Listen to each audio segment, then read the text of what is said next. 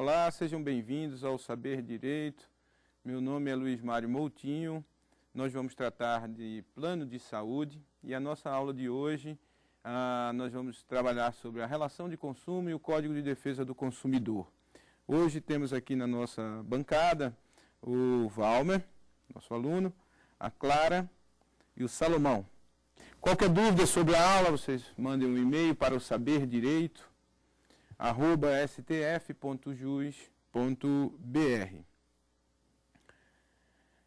Os alunos que pretenderem tirar dúvidas, as pessoas que pretendem tirar dúvidas sobre o tema de nossa aula e do nosso curso, pode mandar, então, suas dúvidas para esse e-mail, que será respondido.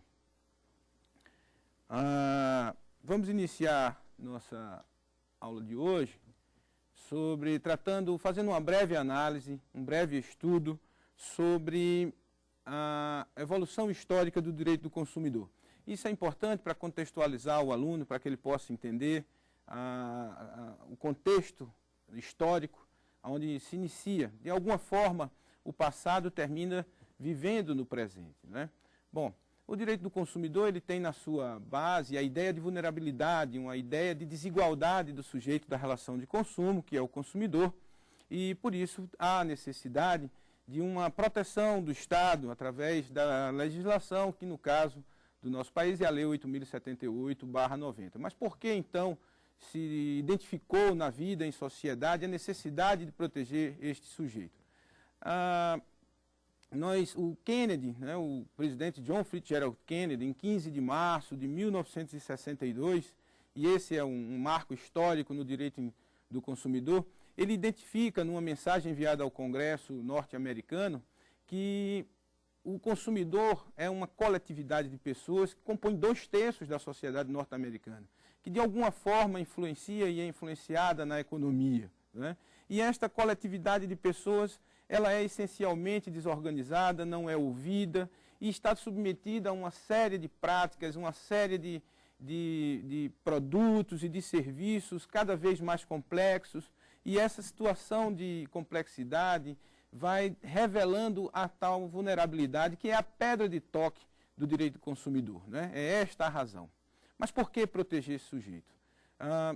No início do século XIX, né, até meados do século XX, vigorava um pensamento que veio da economia, o pensamento liberal, onde as pessoas, o Estado não deveria intervir nas relações das pessoas, especialmente nas relações privadas, não é? Isso era fruto de uma busca de liberdade. E entendia-se que a maior expressão da liberdade é a vontade. Você fazer o que você tem vontade. Bastava que o agente fosse capaz, o objeto fosse lícito, possível, determinado ou determinável, e que a forma fosse observada e não prescrita em lei, não é? Esse pensamento de busca da liberdade através da expressão da vontade revelou algumas contradições. Nem sempre se alcançava esse ideal de igualdade, esse ideal de liberdade através da expressão da vontade. Circunstâncias subjetivas relacionadas às pessoas, ou mesmo circunstâncias do ambiente onde elas estavam contidas, onde essas relações aconteciam, essas relações sociais, juridicamente relevantes aconteciam, mostravam que essa liberdade era, na verdade, uma utopia, e que muitas vezes a vontade de um predominava ou prevalecia, e as regras naturais de mercado não eram suficientes para estabelecer esse equilíbrio, necessitando então uma intervenção do Estado. Vem então o pensamento intervencionista, o pensamento protetivo, o reconhecimento de uma desigualdade intrínseca às pessoas, e que aquele dogma clássico, né, de que o contrato é lei entre as partes, e o conceito formal de que todos são iguais perante a lei, esses dois dogmas não se revelavam suficientes para promover aquele ideal de justiça, aquele ideal almejado por todos, não é? De ser justo, não é? De alcançar um equilíbrio. Percebeu-se então, e o Kennedy, nesse ambiente de consumo, é quem manda esta mensagem. É nessa mensagem que ele reconhece, um fato importante dessa mensagem é que ele reconhece a coletividade de consumidores, não é? Antes desta mensagem do Kennedy, antes dessa observação feita pelo presidente norte-americano, o consumidor era visto como um contratante, era visto como um comprador, ou como um vendedor, ou como um locatário, enfim, era o sujeito visto individualmente, e não enquanto uma coletividade de pessoas caracterizada, repito, pela vulnerabilidade. Não é? Esse ideal de justiça que tão almejado, e essas teorias individualistas, esse pensamento liberal que revelou-se insuficiente para alcançar o ideal de justiça, foi cedendo espaço, e a igualdade que hoje nós temos no nosso texto constitucional, no artigo 5º, todos são iguais perante a lei, essa igualdade ela deixou de ser uma igualdade meramente formal e passou-se então a tentar buscar uma igualdade material, uma igualdade concreta. Não é? A necessidade de tratar as pessoas que são diferentes, tratar essas pessoas de maneira diferente. Não é? Ou seja, tratar desigualmente os desiguais e igualmente apenas aqueles que são iguais. Temos vários sujeitos de direitos que são efetivamente desiguais, seja pelo ambiente onde ele está contido, seja na relação com outras pessoas que fazem parte da sociedade, a exemplo da criança, do adolescente, a exemplo do idoso, não é? Que são pessoas que, em razão da idade tenra ou mais avançada, elas revelam-se pessoas com vulnerabilidade no ambiente em que vive. O consumidor também é um outro exemplo de vulnerabilidade. Ele, no mercado de consumo, não tem a força que os seus parceiros, né, o seu parceiro contratual, o seu parceiro negocial, que são os seos fornecedores, ele não tem a mesma força. Falaremos um pouco sobre a vulnerabilidade um pouco mais à frente. Agora é importante tratar sobre os fundamentos. Toda vez que o operador do direito for aplicar uma norma, uma solução, dar uma solução jurídica a um caso concreto, ele não pode perder de vista o fundamento da República, o fundamento da dignidade da pessoa humana. Esse fundamento está estampado no artigo 1º, inciso 3 da nossa Carta Política, da Constituição de 1988. Há uma certa dificuldade em identificar o que vem a ser dignidade.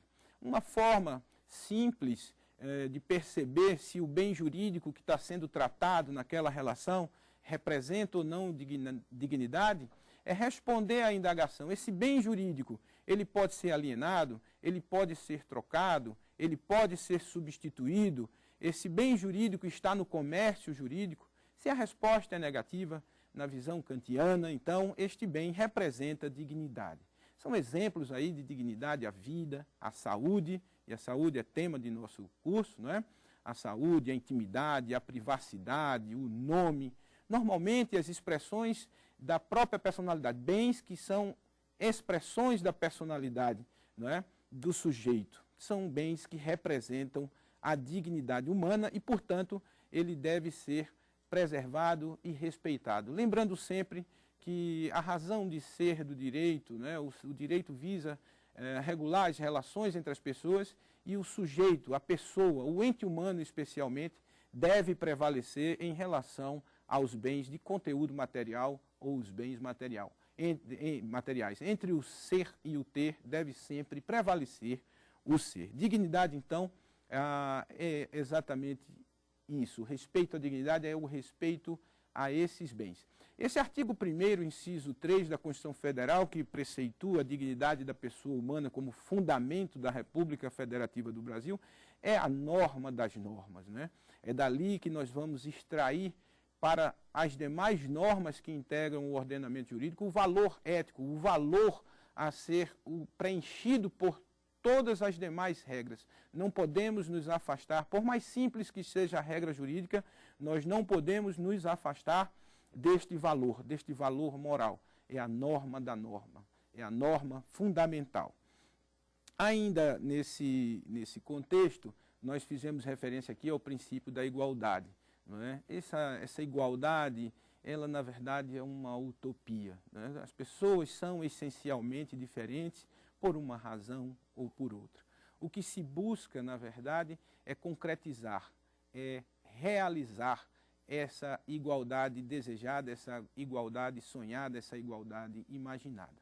O que o legislador, não é, esse princípio da igualdade, esse princípio fundamental, ele, por ser uma norma fundamental, ele se dirige a todos os agentes políticos, ao executivo, ao legislativo, ao judiciário, no exercício de suas atribuições, de suas competências constitucionais.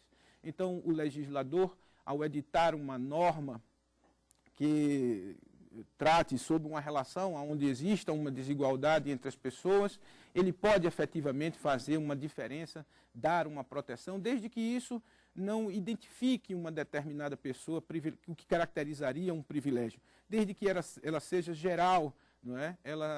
E haja uma justificativa material para este tratamento protetivo. No caso do idoso, além da Constituição estabelecer no seu artigo 230 uma proteção integral à pessoa do idoso, né, ao sujeito idoso com mais de 60 anos, o Código do Consumidor também, no artigo 5º, inciso 32, prevê que o Estado promoverá na forma da lei a defesa do consumidor. Isso é o reconhecimento pelo nosso Constituinte de 1988, que esses dois sujeitos que eu trago aqui de exemplo, esses dois sujeitos, eles são efetivamente vulneráveis e há uma razão material, uma razão concreta para dar um tratamento protetivo a ele.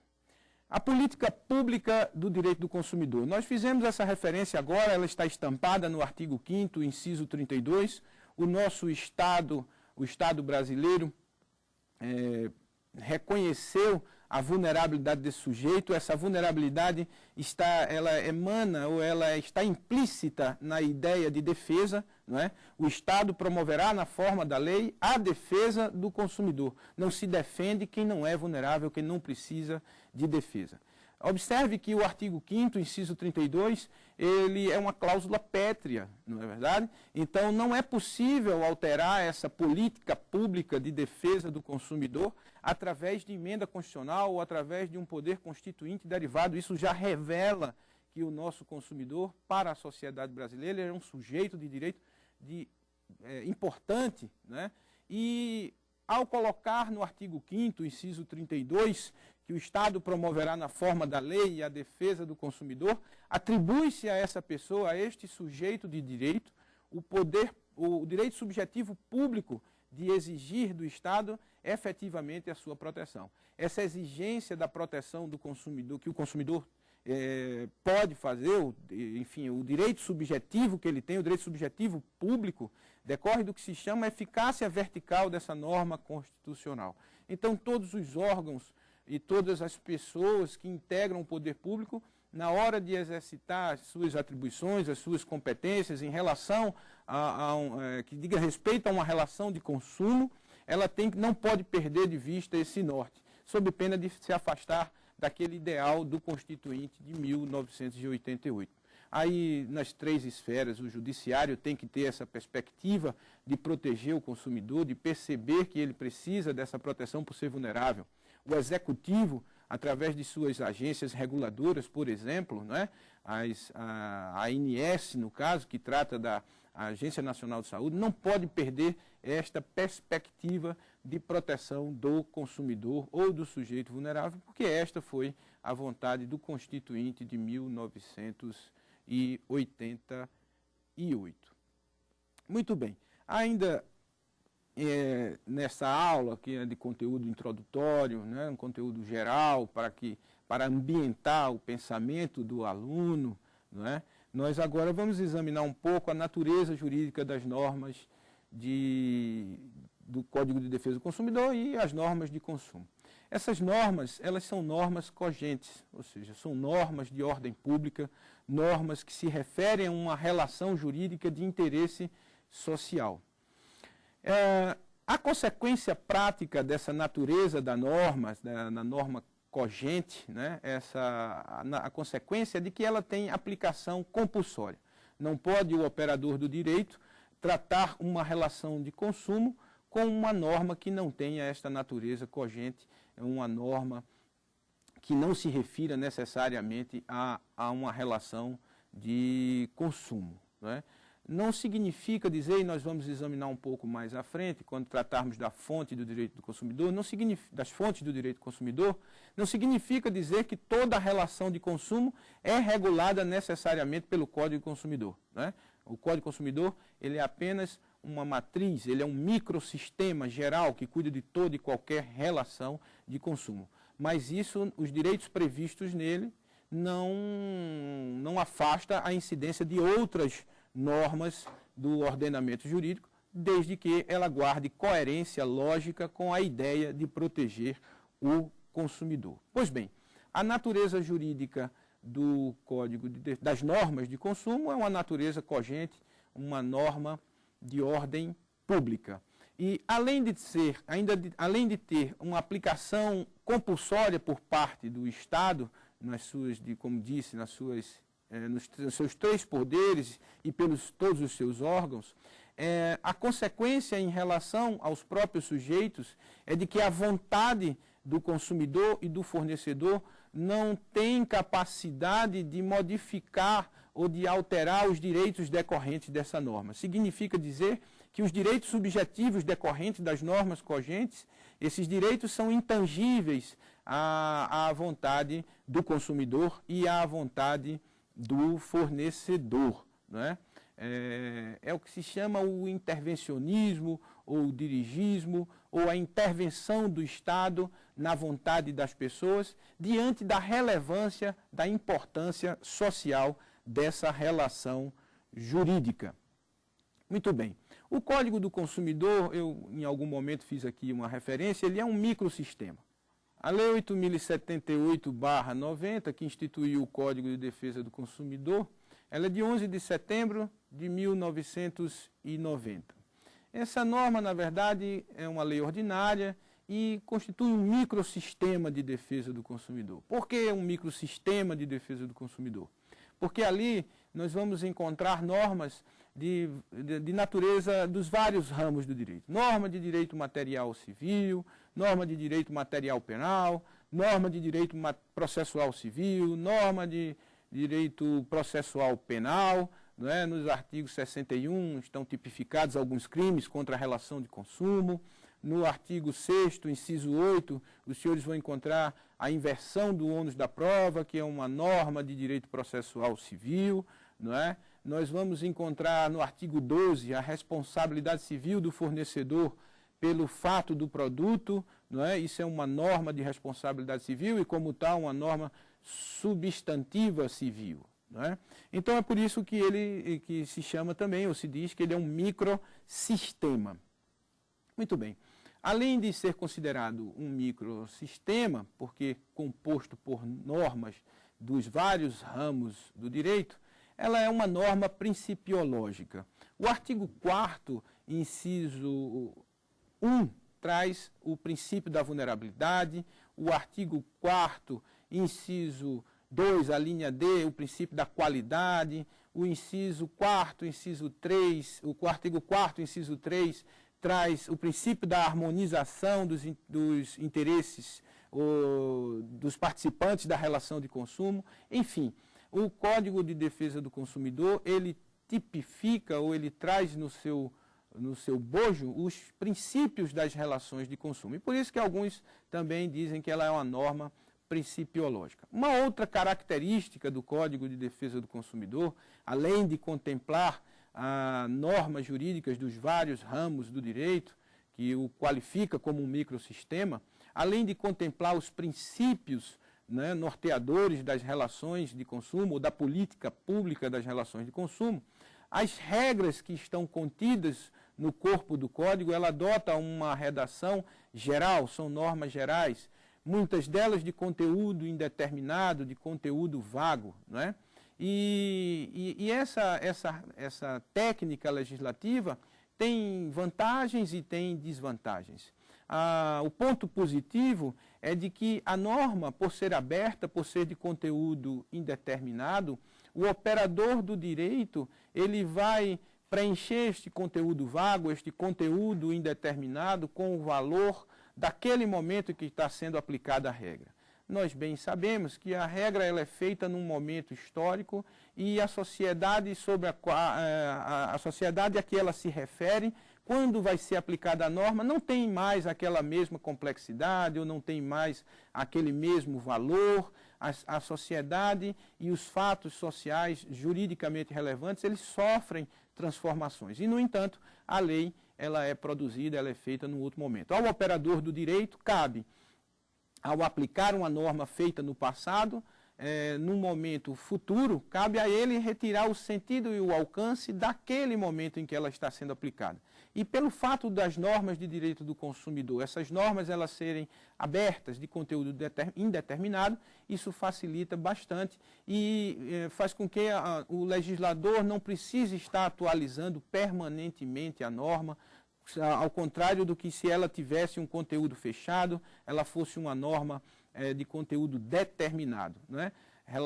Situações não previstas precisariam ser incluídas no código para atualizá-lo. Situações já não mais existentes ou já não e que estavam previstas precisariam ser retiradas para poder manter a norma atualizada. Isso dá uma certa estabilidade à própria legislação.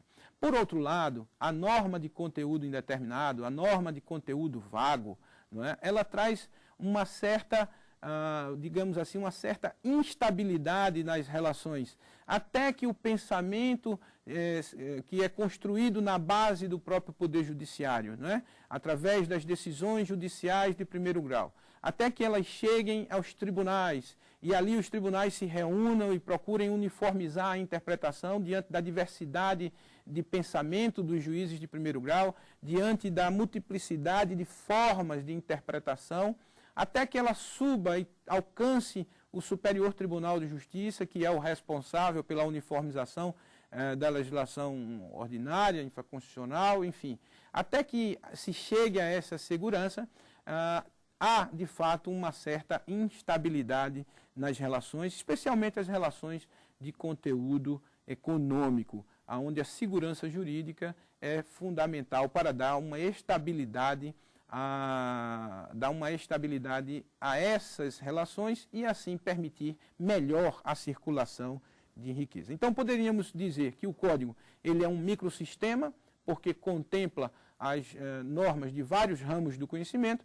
Podemos dizer que o Código de Defesa do Consumidor é uma norma principiológica, porque traz no seu bojo os princípios da Política Nacional das Relações de Consumo. Poderíamos dizer que ele é uma norma especial, uma norma geral, né? Porque as suas regras são de conteúdo aberto e de conteúdo indeterminado. A política nacional das relações de consumo. Esse é o tema que agora nós vamos desenvolver um pouco ainda nesta aula, nesse nosso encontro de conteúdo introdutório e com o objetivo de contextualizar o aluno para os temas mais específicos. A Política Nacional das Relações de Consumo. Essa Política Nacional está prevista no artigo 4º do Código de Defesa do Consumidor, da Lei 8.078/90, como eu já disse aqui anteriormente. Essa norma ela é importantíssima, ela é fundamental, não apenas para que o operador do direito possa interpretar adequadamente o Código de Defesa do Consumidor. Essa norma ela é fundamental para que o operador do direito interprete toda e qualquer norma de relação de consumo, ainda que espaça, ainda que esteja fora do Código de Defesa do Consumidor ou da Lei 8.078/90. Esta é uma norma que se chama ou se classifica como uma norma objetivo, não é? O próprio texto do artigo 4º diz: a Política Nacional das Relações de Consumo tem por objetivo, dentre outros, né? E ali sai descrevendo quais são os objetivos. Eu gostaria de fazer aqui um pequeno parêntese, um pequeno espaço, antes de adentrar no exame especificamente do artigo 4º, é que as normas ou o ordenamento jurídico, ele é uno, né? Toda sociedade politicamente organizada tem o seu ordenamento jurídico. Esse ordenamento ele é formado por normas jurídicas. E essas normas jurídicas, elas são classificadas de várias formas, por vários critérios, e em razão de seu objetivo, da sua função, da sua estrutura. Bem, nós poderíamos, numa classificação muito simples das normas jurídicas, lembrar que nós vamos encontrar normas jurídicas que nós convencionamos chamar de regras jurídicas. São aquelas que atribuem direitos subjetivos às pessoas e, portanto, limita a liberdade da pessoa com quem ela se relaciona, essa pessoa titular do direito, ela se relaciona.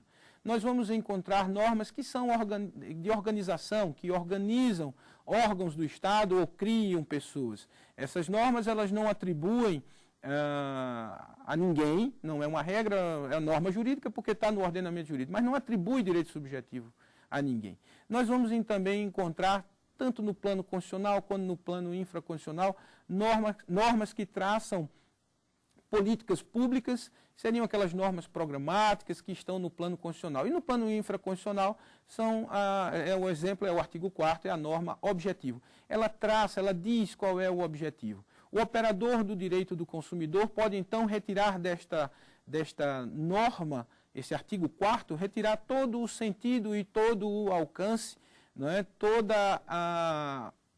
todo o substrato para aplicar as regras que estão tanto no Código do Consumidor, atribuindo direitos aos consumidores, quanto regras que estão em outros diplomas legais, né, mas que se refiram especificamente a uma norma, a uma relação de consumo. Não é? Vocês vão observar no artigo 4º que, mais uma vez, está referida à dignidade do consumidor.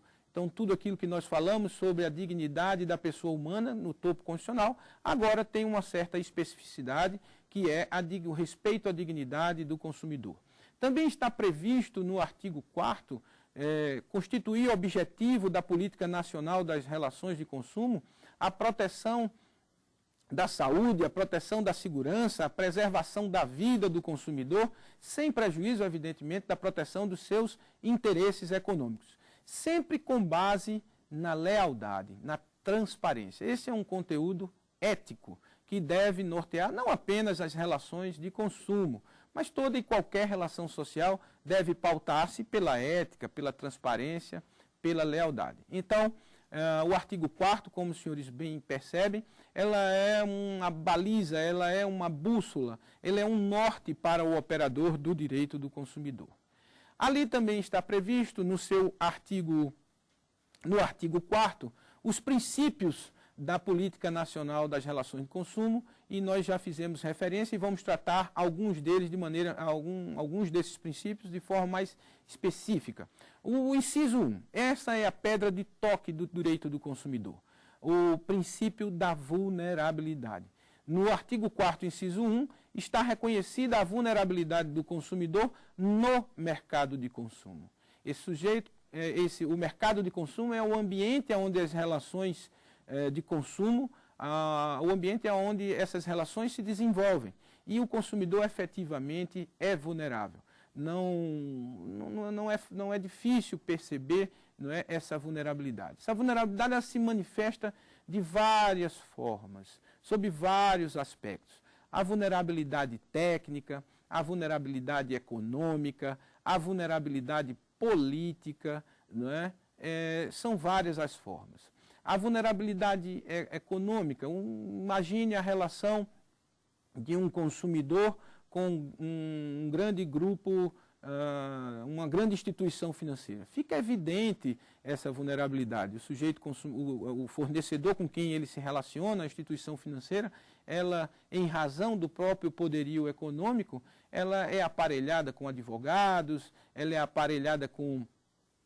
está aparelhada com pessoas na área das finanças, né? E de maneira que essa vulnerabilidade do consumidor, nesta relação que eu trouxe como exemplo, ela se manifesta sob os vários aspectos, no aspecto técnico, no aspecto jurídico, no aspecto econômico, por exemplo. Quem de nós, homem médio comum, é capaz de decifrar os cálculos matemáticos, né, capitalizados de um mútuo qualquer? É difícil. É muito difícil. É uma incapacidade, é uma vulnerabilidade, melhor dizendo, é uma vulnerabilidade técnica. Compreender expressões jurídicas é outra dificuldade.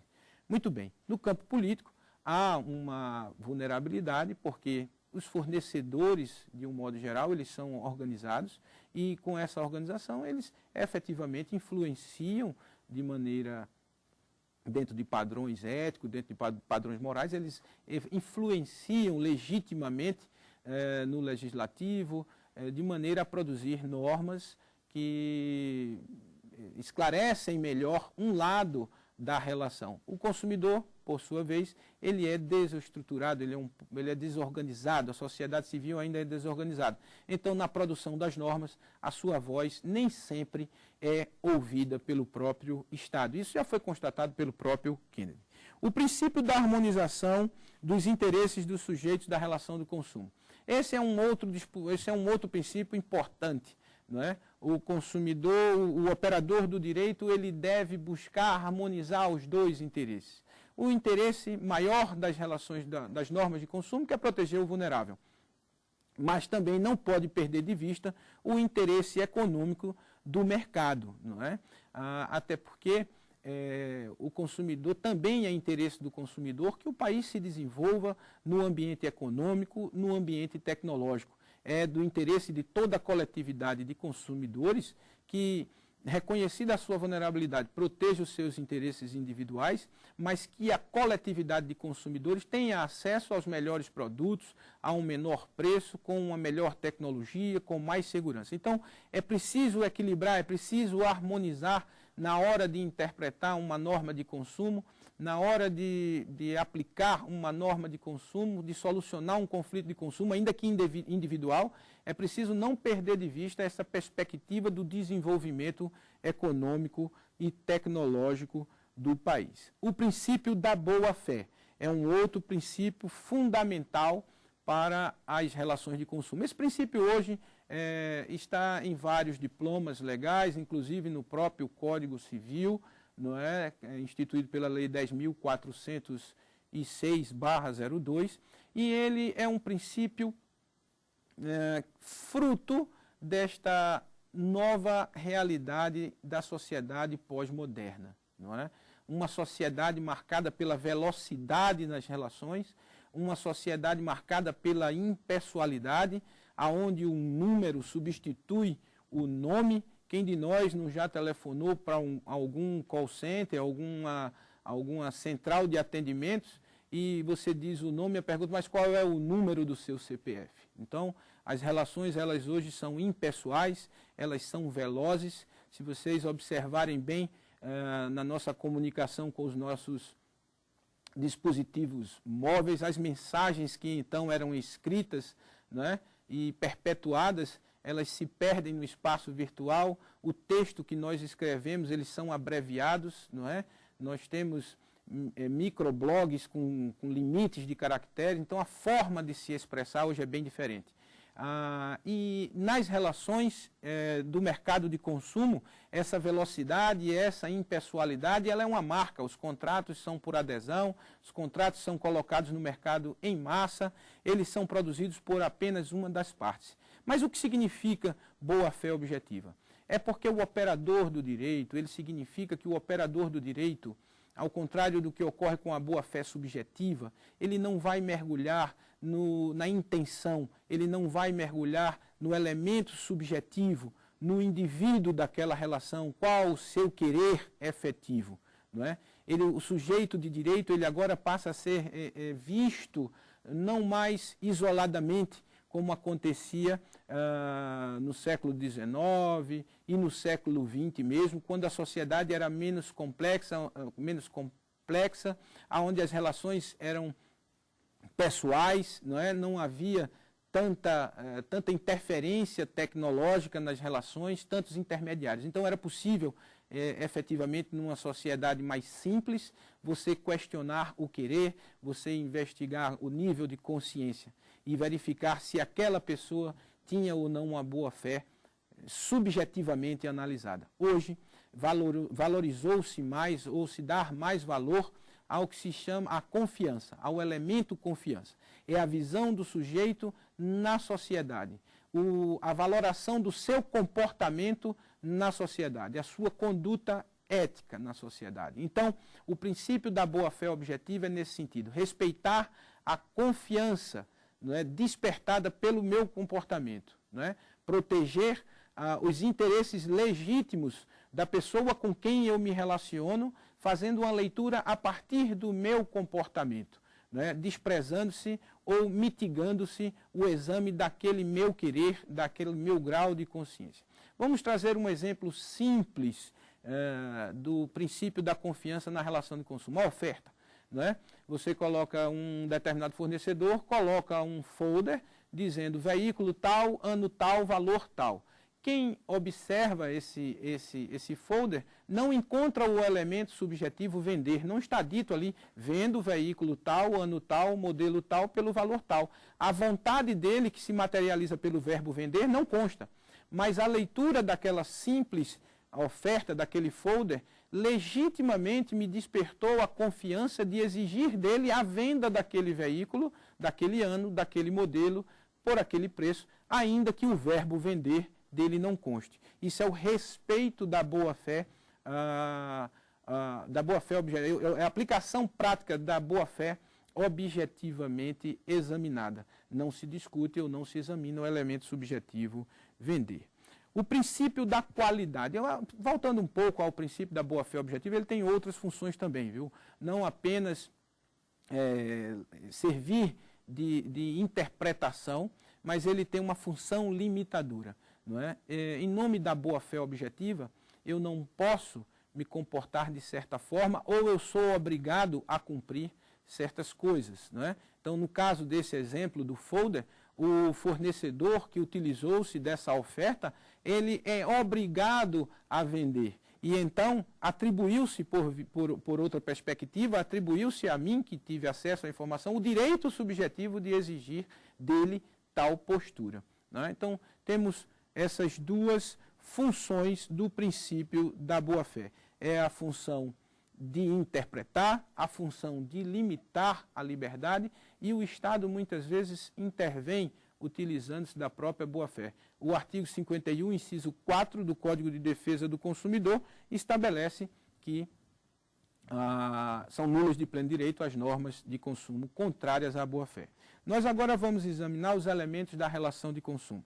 É fundamental para a compreensão do direito do consumidor identificar na vida real, no mundo real, o que é uma relação de consumo. E nós identificamos essa relação social como sendo de consumo a partir do exame dos seus elementos. Toda relação jurídica, ela contém alguns elementos gerais, dentre eles os elementos subjetivos e o elemento objetivo. Os elementos subjetivos da relação de consumo, aliás, desculpem, mas todos os elementos da relação de consumo estão previstos no artigo 2º e no artigo 3º do CDC. O elemento subjetivo da relação, os elementos subjetivos da relação de consumo, eles estão previstos no caput do artigo 2º, no caso o consumidor, e no caput do artigo 3º, que diz respeito ao fornecedor, que é o parceiro da relação de consumo. Muito bem. O elemento objetivo, não é? É o produto ou o serviço, e o primeiro está contido no parágrafo 1º do artigo 3º, enquanto que o serviço está contido no parágrafo 2º do mesmo artigo 3º. Pois bem, o mais importante deles é compreender o conceito de consumidor, afinal de contas, a Lei 8.078 a ele se dirige-se a esse sujeito de direito.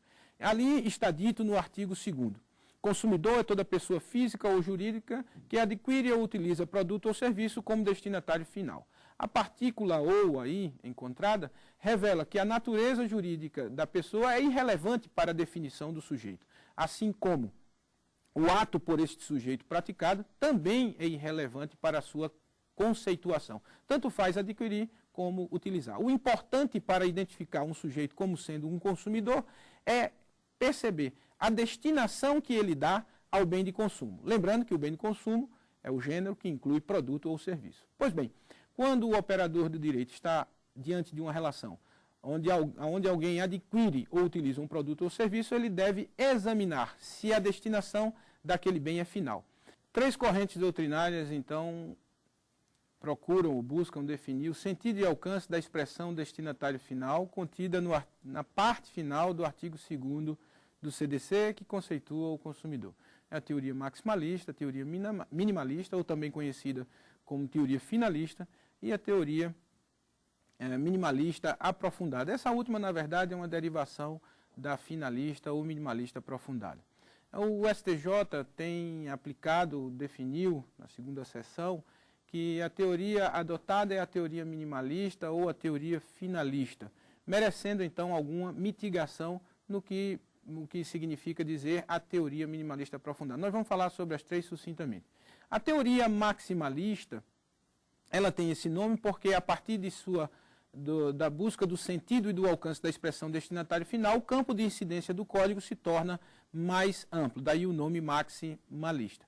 Para esses doutrinadores, é irrelevante a destinação econômica dada ao bem. Então, se uma determinada pessoa, física ou jurídica, adquire um produto e utiliza esse produto na sua atividade profissional, esse aspecto, esse exame da destinação econômica é irrelevante. Vamos examinar então o caso de uma construtora que compra cimento para construir um edifício.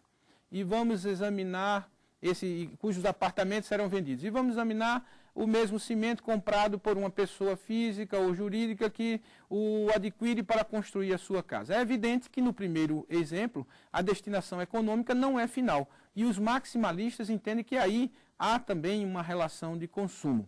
No primeiro cenário, não há a menor dúvida, porque quem compra para construir a sua casa, compra para uso pessoal, não para fins profissionais. A destinação, tanto do ambiente no aspecto fático, como no aspecto econômico, essa destinação é final. Então, os maximalistas entendem que nas duas situações, o Código do Consumidor iria incidir ou deve incidir, o campo de incidência é maior. Os minimalistas, a seu turno, essa é uma corrente subjetiva, porque ela examina qual é a finalidade subjetiva da norma, e também é esta a razão pela qual ela se chama finalista. A finalidade da norma, o objetivo da norma é uma interpretação teleológica. A norma ela tem por finalidade proteger o consumidor, que é considerado vulnerável, por isso que se diz subjetiva. Então, para os minimalistas ou finalistas, para que seja considerado destinatário final, é preciso examinar o aspecto fático, ou seja, o produto é adquirido e não é reinserido na relação, na cadeia de consumo. Não é? Ele não volta à cadeia de consumo, nem mesmo como insumo de um outro produto. Então, no caso dado, nos dois exemplos que eu trouxe, da construtora que comprou o cimento para vender apartamentos, né, ela, do ponto de vista fático, não revendeu cimento, vendeu apartamento. Mas do ponto de vista econômico, o cimento continua circulando na cadeia de consumo. Não é? A destinação, do ponto de vista econômico, a destinação do cimento adquirido pela construtora não é final, porque ele continua circulando na cadeia de consumo. E os minimalistas excluem esta relação que eu dei de exemplo, a aquisição do cimento para a construção do apartamento, excluem da incidência do código. O campo de incidência, portanto, só iria abrigar aquela primeira hipótese, que é a compra do cimento para a construção da sua moradia, do seu uso pessoal. Então, para os minimalistas, que é a teoria predominante no STJ, consumidor é só aquele que adquire para fins pessoais, que não utiliza para fins profissionais. O consumidor que utiliza para fins profissionais está submetido às regras do direito comercial. Entretanto, pode acontecer que em determinada situação eu adquira algo para uso profissional e exista uma vulnerabilidade. Vamos imaginar o taxista, ele compra o táxi para um uso profissional. Se levarmos ao extremo esse uso profissional, a destinação final econômica, o exame da destinação econômica, se levarmos ao extremo, diríamos então que nesta relação entre o fabricante do automóvel e o taxista não poderia aplicar o Código de Defesa do Consumidor, porque a destinação final dele não é final do ponto de vista econômico. E isso geraria um problema sério, porque temos a vulnerabilidade e iríamos tratar desigualmente pessoas de forma igualitária, juridicamente de forma igualitária, pessoas que efetivamente são desiguais. Nesse caso, é evidente a vulnerabilidade e não há nenhum obstáculo, não é, para não se aplicar o Código de Defesa do Consumidor. É o que se chama teoria finalista aprofundada. Com isso, nós identificamos o principal elemento da relação de consumo. O fornecedor é aquele que atua profissionalmente no mercado de consumo. É aquele que está atuando, prestando um serviço, vendendo um produto, fornecendo produto. Esse fornecedor tanto faz que a pessoa seja pública ou privada, nacional ou estrangeira. Desde que ela atue no mercado de consumo, com profissionalismo, com habitualidade, e seja remunerada por isso, fica claro isso no serviço, desde que ela atue no mercado de consumo, ela é considerada fornecedor. Então, encontrando no ambiente social, numa sociedade, uma relação no mercado de consumo formada por aquele que adquire e utiliza o produto ou serviço como destinatário final, do ponto de vista fático e do ponto de vista econômico, relacionando-se com alguém que atua profissionalmente nesse mercado com habitualidade, fornecendo produto ou fornecendo ou prestando um serviço, essa relação é de consumo e, como tal, está submetida às regras da Lei 8.078/90, que institui o Código de Defesa do Consumidor. Nós temos aqui agora, vamos colher dos nossos alunos, dos nossos convidados, se tem alguma indagação, alguma dúvida daquilo que foi tratado. Professor, uma pergunta. Quais são os efeitos do artigo 5º, inciso 32 da Constituição, que estabelece que o Estado promova a defesa do consumidor? Essa é uma pergunta interessante. O efeito dessa norma fundamental, esse efeito ela se dirige tanto ao Estado, ou seja, o consumidor pode ter o direito subjetivo público de exigir do Estado a sua proteção. Esse é o efeito vertical dessa norma fundamental, dessa cláusula pétrea.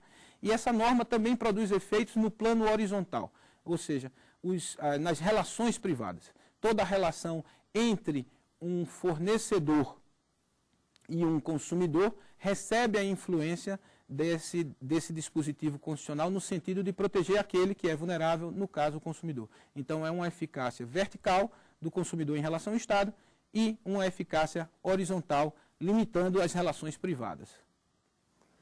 Pois não. Professor, quando que o CDC se aplica nas relações estabelecidas pelas pessoas jurídicas de direito público interno? Isso. É um outro probleminha, muito comum, muito recorrente.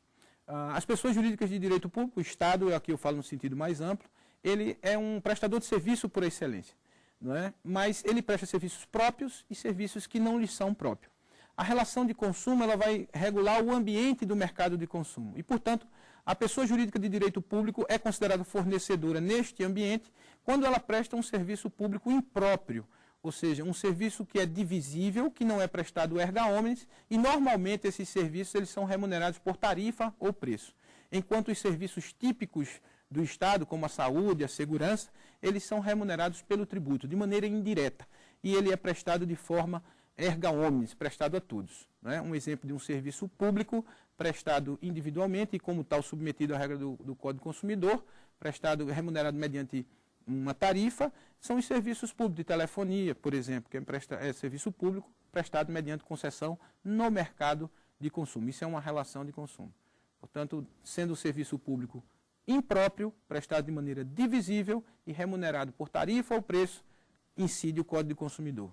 Sendo um serviço público próprio, prestado erga omnes, remunerado pelos tributos em geral, é uma relação de direito administrativo e não está submetido ao Código de Defesa do Consumidor.